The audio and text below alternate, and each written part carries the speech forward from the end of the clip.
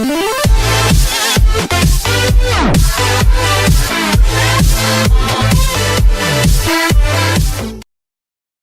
Big Ten Basketball Media Day, Rick Pitino's shadow looms largest over his son. New York. If Minnesota coach Richard Pitino was dreading Thursday's Big Ten Basketball Media Day at Madison Square Garden, he didn't show it. He arrived at the podium with a coffee in hand and a smirk on his face. He didn't look the least bit concerned at the prospect of answering questions about his father, Rick Pitino, the disgraced Hall of Fame coach who was officially fired by Louisville on Monday in the wake of an FBI investigation that has rocked college basketball. But Richard Pitino, 35, was still wrestling with how difficult the past few weeks have been for his family.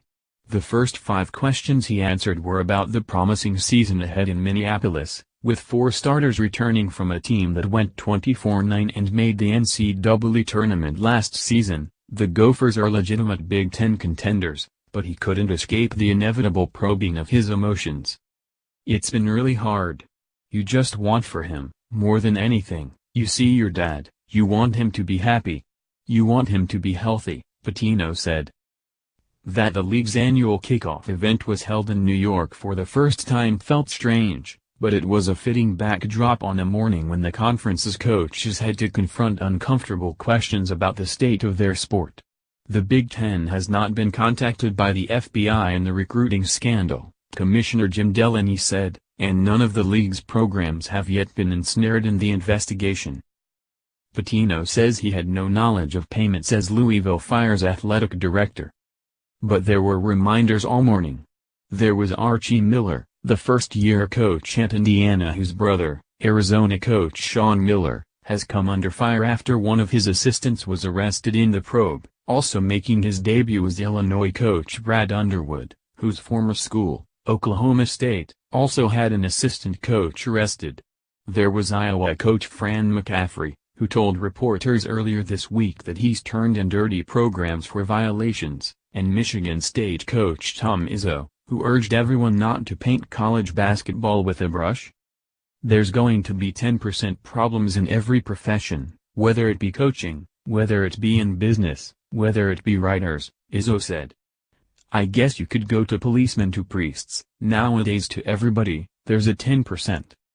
Delaney did his best to change the subject in kicking off the event. He announced that the league would expand from an 18-game conference schedule to 20 next season, with teams playing 7 opponents twice and 6 opponents once. But the cloud hanging over the sport remained at the forefront.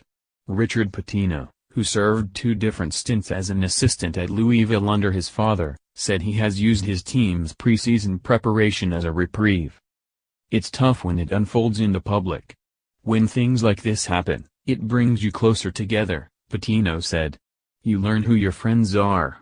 You learn who is really there for you when you need them. We're a strong family, and he's a strong person, so he'll get through it. Pitino wasn't the only one soul-searching in the wake of the Louisville scandal this week. The fallout has touched every corner of the league.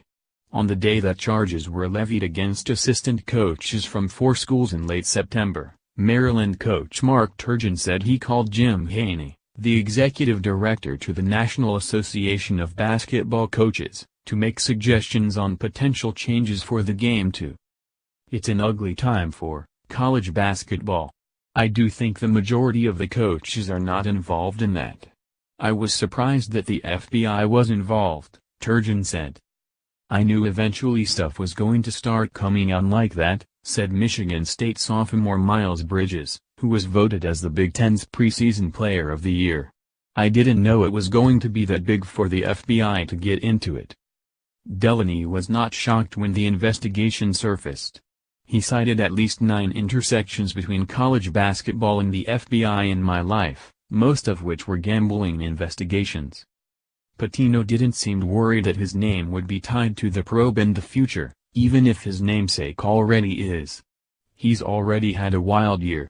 Entering last season, he was on the hot seat before improving Minnesota's record by 16 wins and being honored as Big Ten Coach of the Year.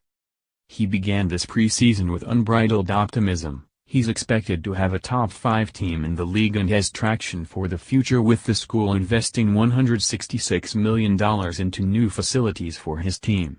With his father and mentor on the sideline, the tenor of the upcoming season has changed considerably in the past month. "It's going to be different that he's not coaching. It's been 30-some years, right? That's going to be different," Pitino said. "It's been weird. I'm there for him. I love him. I wouldn't trade him for anyone